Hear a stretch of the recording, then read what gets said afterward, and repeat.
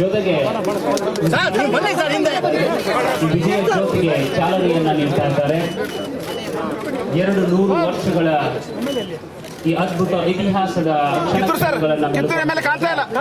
ಕಿತ್ತೂರು ವಿಶ್ವದ ವಿಶಿಷ್ಟ ಭಾರತದ ನಾಡಿದ ಅನೇಕ ರಾಜ್ಯ ಸಂಸ್ಥಾನಗಳ ಜ್ಯೋತಿ ಬೆಂಗಳೂರಿನಿಂದ ಚಾಲನೆಗೊಂಡು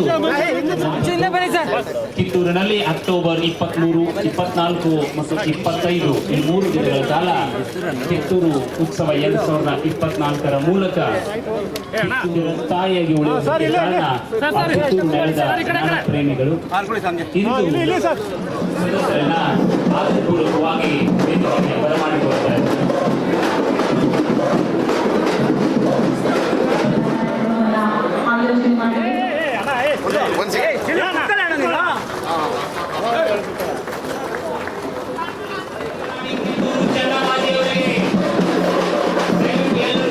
ಕಾರ್ಯಕ್ರಮಕ್ಕೆ ಸ್ವಾಗತಿಸ್ತಾ ಈಗ ರಾಣಿ ಚೆನ್ನಮ್ಮಾಜಿಯ ಭಾವಚಿತ್ರಕ್ಕೆ ಪುಷ್ಪಾರ್ಚನೆಯನ್ನ ಸಮರ್ಪಿಸಿ ಕಾರ್ಯಕ್ರಮದ ಉದ್ಘಾಟನೆಯನ್ನ ನೆರವೇರಿಸಬೇಕೆಂದು ನಾಡಿನ ಸನ್ಮಾನ್ಯ ಮುಖ್ಯಮಂತ್ರಿಗಳಾದ ಶ್ರೀ ಸಿದ್ದರಾಮಯ್ಯ ಸರ್ ಅವರಲ್ಲಿ ವಿನಂತಿಸಿಕೊಳ್ತಾ,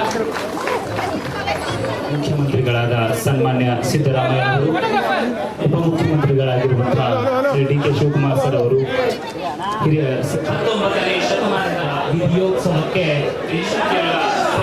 ಇಡೀ ನಾಡಿನ ಜನತೆ ಆಚರಿಸಬೇಕು ಅನ್ನುವ ನಿಟ್ಟಿನಲ್ಲಿ ಕಿತ್ತೂರು ವಿಜಯೋತ್ಸವದ ದಿನದ ಉತ್ಸವವಲ್ಲ. ನಾರ್ತ್ ಫಸ್ಟ್ ಉತ್ತರ ಕರ್ನಾಟಕದ ಆವಾಜ್.